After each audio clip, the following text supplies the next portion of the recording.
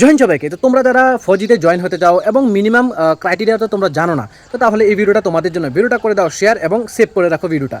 সবার প্রথম দেখো, ফৌজিতে যেতে গেলে তোমার উচ্চতা লাগে। দেখো, যদি তোমরা নর্থ ইস্ট থেকে হয়ে থাকো, অবভিয়াসলি নর্থ ইস্ট থেকে হইবা, কারণ আমি বাংলাতে ভিডিওটা আপলোড করছি। তো তোমাদের যে হাইটটা মিনিমাম ছেলেদের জন্য 162.5-এর উপরে লাগবে, এবং যারা মেয়ে আছো তোমাদের মিনিমাম 157 সেন্টিমিটারের বেশি হাইট লাগবে, মানে উচ্চতা লাগবে। তো যদি আমরা চেস্টের কথা বলে থাকি, তাহলে মিনিমাম তোমার এসসি মানে এসটিদের জন্য কিছু কিছু জায়গায় 76 আছে, কিন্তু বেশিরভাগ ক্ষেত্রে 77, মানে তোমার 77 সেন্টিমিটার মিনিমাম তোমার ছাতি লাগবে।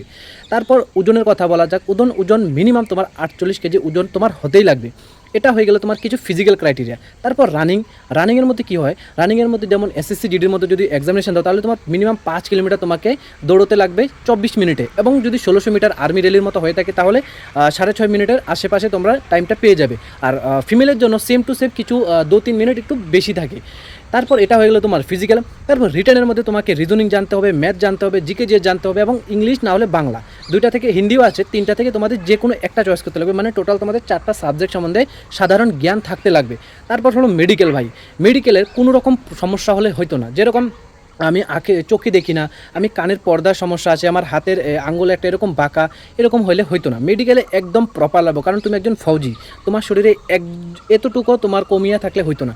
এবার বলবে কি, দাদা এমন কোন মানুষ আছে যে বিনা রোগে থাকে? এরকম না, কিন্তু অনেক মানুষ এরকম আছে, যেরকম দেখো সবার মধ্যে একটা কিছু না কিছু থাকে, কিন্তু এটা যদি তোমার কোনো প্রবলেম হয়ে দাঁড়ায়, যেরকম মনে করো এখন আমার হাতের আঙুলটা ভাঙা, তো ভাই তুমি ফায়ারিং করতে পারতো না। তো এরকম বহুত জিনিস আছে যেগুলো ছোটো মোটো হয়ে যায়, ঠিক আছে? তো এই হলো কিছু বেসিক ক্রাইটেরিয়া তুমি ফৌজিতে যেতে গেলে।